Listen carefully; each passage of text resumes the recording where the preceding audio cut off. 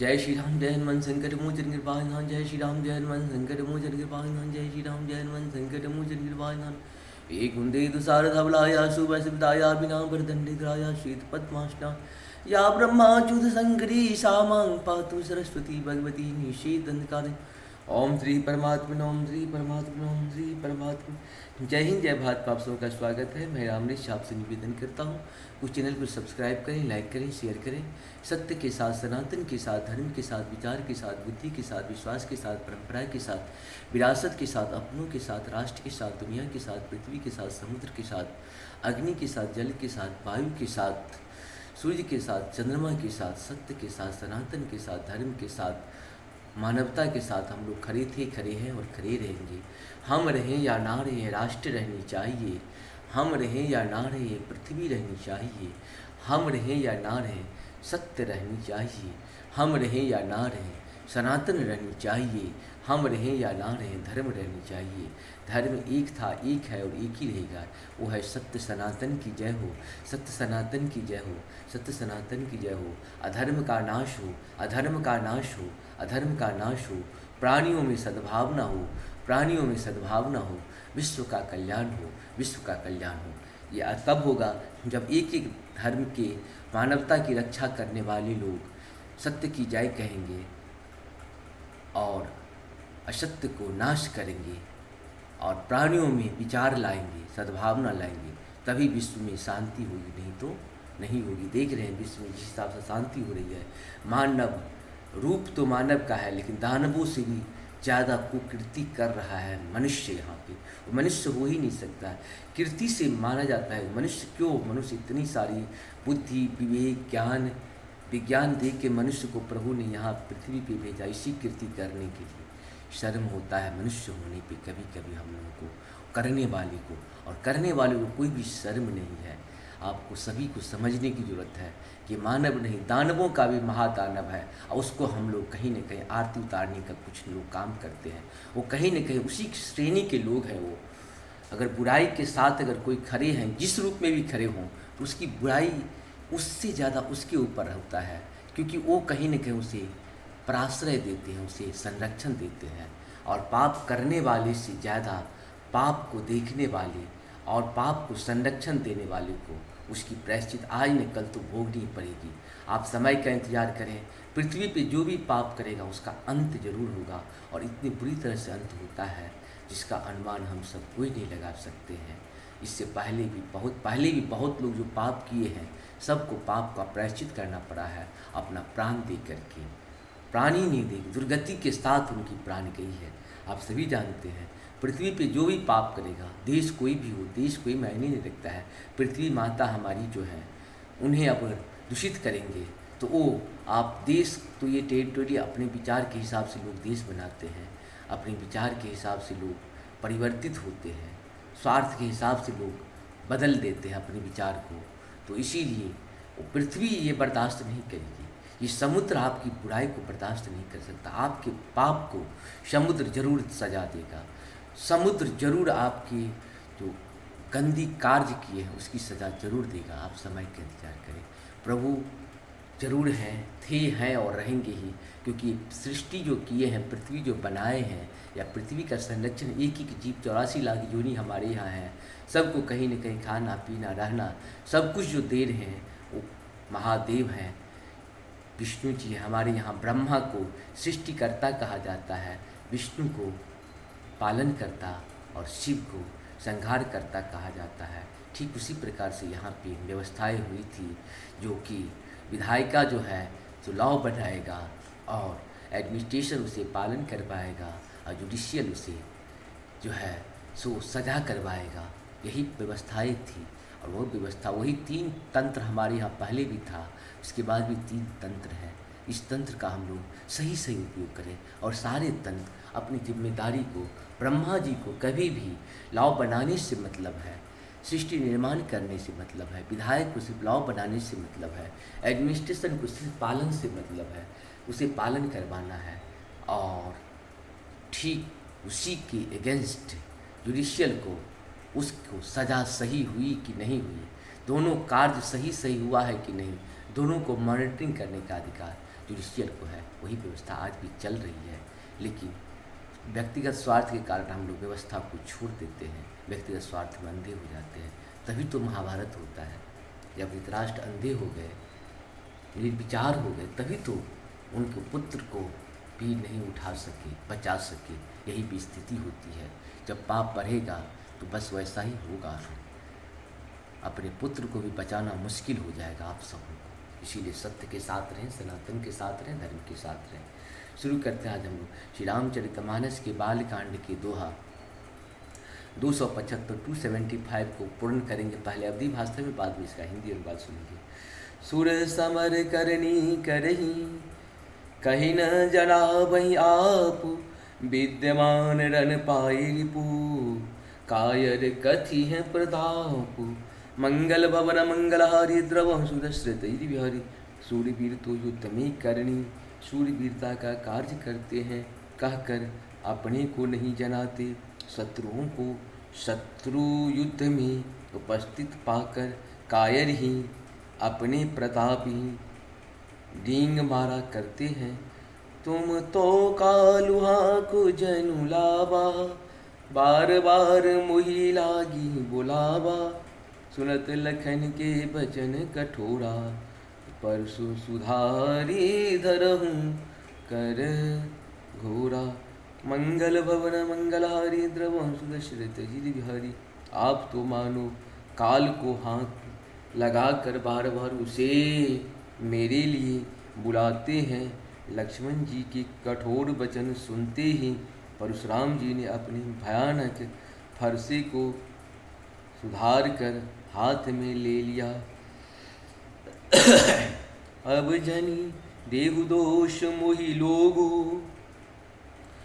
कटुबादी बालक बध जोगो, बाल बिलो की बहुत मैं बाचा, अब यह मरे निहार भाषाचा, मंगल भवन मंगलारि द्रवं सुदश्रित।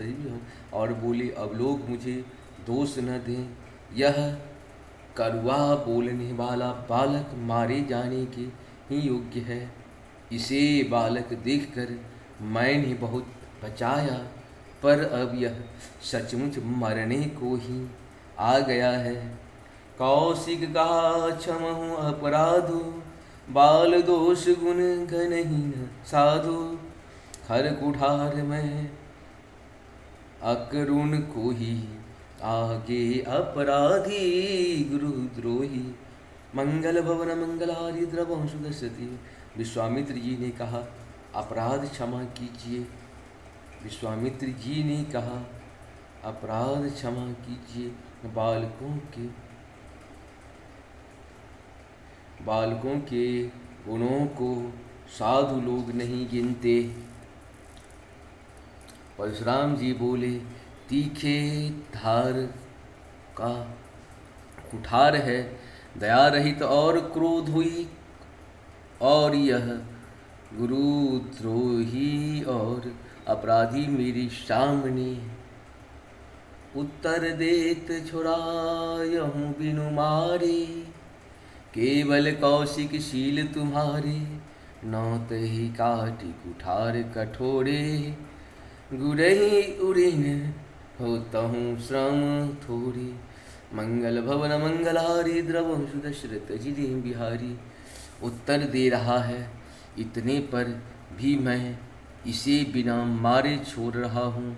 सो हे विश्वामित्र, केवल तुम्हारे शील प्रेम से, नहीं तो इसे इस कठोर कुठार से काट कर थोड़े ही परिश्रम से गुरु से उड़िन हो जाता।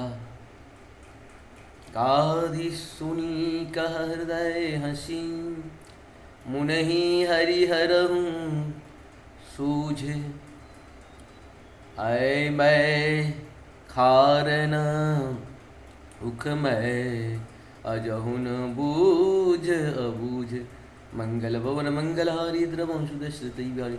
विश्वामित्र जी ने हृदय में हंस कर कहा मुनि को हरा ही हरा सूझ रहा है, अर्थात सर्वत्र विजय होने के कारण ये श्री राम लक्ष्मण जी को भी साधारण क्षत्रिय ही समझ रहे हैं, किंतु यह लोहमयी केवल फौलाद की बनी हुई शार खारा खर्ग है।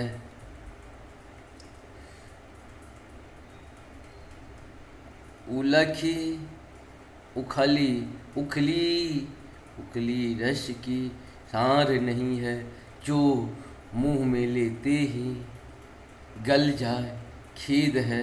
मुनि अब भी बेसमझ बने हुए हैं, इनके प्रभाव को नहीं समझ रहे हैं। कहाँ उलखन मुनिशील तुम्हारा, को नहीं जाने विदित संसारा। माता पिता और इन भैनी के दूरी रेणु रहा सोच भरी जी के। मंगल भवन मंगलहारी द्रवम सुदशरथ जी रे बिहारी। लक्ष्मण जी ने कहा, हे मुनि, आपके शील को कौन नहीं जानता, वह संसार भर में प्रसिद्ध है।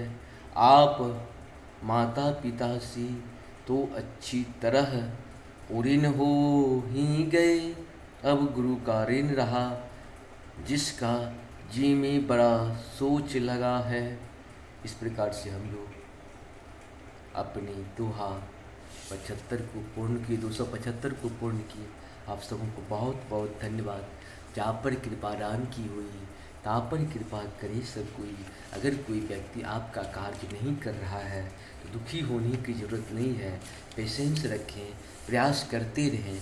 प्रभु की कृपा नहीं हुई है या वो काम आपके नहीं है, ऐसा करके आगे बढ़ते चले, जीवन को सफल बनाए।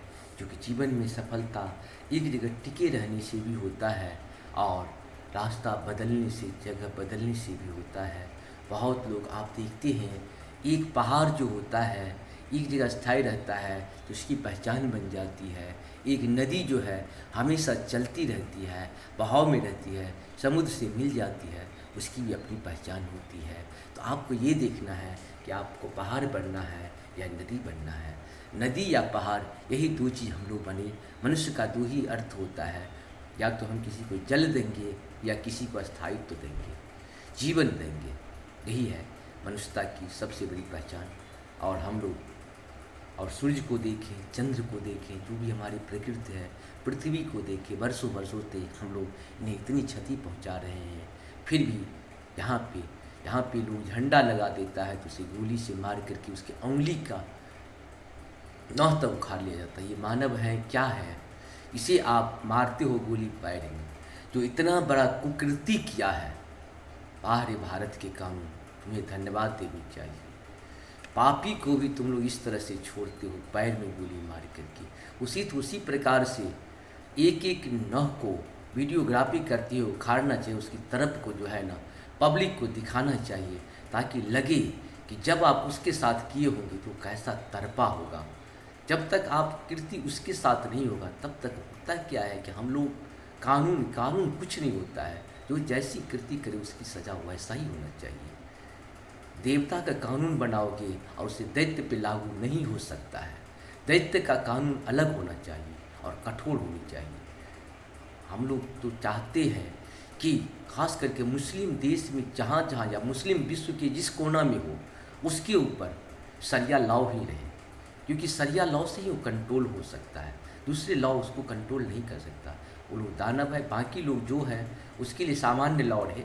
लेकिन मुस्लिमों के लिए जिस देश में छोटा सा भी कम्युनिटी हो, उसके ऊपर शरिया लॉ रहे और शरिया लॉ के हिसाब से उसके ऊपर कार्रवाई हो। आज जो भी कृति किया है, राम गोपाल मिश्रा जी के साथ जो भी काम किया है ये लोग, उसकी सज़ा उसी प्रकार से होनी चाहिए जिस प्रकार से उन्होंने एक बच्चा को 10 लोग मिलके किया है। वो एक एक को पकड़िए 10-10 आदमी पर, और जैसे वो कृति किया वैसे ही उसको मारा जाए और वीडियोग्राफी करके टेलीकास्ट किया जाए पूरी दुनिया में, ताकि पता चले सिर्फ आप कृति पाप आप ही नहीं कर सकते हैं, हम लोग भी, पुण्य करने वाले भी उसकी सज़ा पुण्य की तरह दे सकते हैं। क्योंकि जब तक पापी को ऐसी सज़ा नहीं दोगे, पाप बढ़ता ही चला जाएगा। आप देखिए वैसा कृति हमेशा क्यों होता है? क्योंकि आप सज़ा वैसा नहीं देते हो, उससे भयंकर सज़ा दो उसके। 36 टुकड़े करने वाले को अगर 70 टुकड़े कर दिए रहते वीडियोग्राफी के साथ, या नहीं वीडियोग्राफी करते तो कम से कम दिखाते कि इसका 70 टुकड़ा हमने कर दिया है, तो डर होता। उसको डर है, जो 36 टुकड़ा किया उससे जाके पूछिएगा, उसको लगेगा कि बहुत बड़ा कृति का काम किया है, उसे कहीं 70 टुकड़ा तुम्हें भी किया जाएगा अभी इसी वक्त, तभी जाकर के ये घटेगा या कम होगा। क्योंकि जब तक आप कानून क्राइम करने वाले से बड़ा नहीं बनाओगे, तब तक क्राइम कभी खत्म नहीं हो सकता है। जो जैसा कृति करे वैसा उसके साथ वैसा ही सज़ा उसको। अगर कोई एक आंख, जैसे कि कभी कभी सरिया की लॉ हमको इसलिए अच्छा लगता है, लेकिन ये मुस्लिमों के लिए रहे, दानवों के लिए रहे। जो मुस्लिम वैसा है, मुस्लिम के लिए विश्व में हर जगह सरिया लॉ होनी चाहिए हमारे हिसाब से, क्योंकि सरिया लॉ से ही मुस्लिम कंट्रोल होता है। और ख़ास करके उसको मतदान का अधिकार मुस्लिम को किसी देश को नहीं देना चाहिए। जो देश मुस्लिम को मतदान का अधिकार दिया है उसका कोई अधिकार नहीं होना चाहिए, उसका सिर्फ कर्तव्य होना चाहिए। मुस्लिम को कर्तव्य के साथ जोड़ो और अधिकार सारे छीन लो मुस्लिम को, क्योंकि मुस्लिम अधिकार के लायक नहीं है, वो पापी है, महापापी है। और पाप की सज़ा इतनी भयंकर दीजिए कि दोबारा कोई पाप करने का हिम्मत न करे। लेकिन सरकार इसमें मौन रहती है, और कुछ लोग जो पापी का साथ देने वाले होते हैं ऐसे बोलते हैं जैसे कितना पुण्यात्मा है, वैसे लोगों को उसी समय गोली मार देनी चाहिए। पाप को बढ़ावा देना, पाप का कहीं न कहीं वृद्धि करना, उस पापी को अंत करना बहुत ज़रूरी है। पाप का जब अंत होगा तभी पुण्य का उदय होगा, और पुण्य का उदय होगा तभी विश्व में शांति आएगी। विश्व में शांति तब आएगी जब लोगों में सद्भावना आएगी। सद्भावना नहीं आएगी तो ये समस्या चलता रहेगा, पहले भी चलता था, आज भी चलता है और कल भी चलता रहेगा। ऐसा बहुत ज़रूरी है हम सब। जय श्री राम।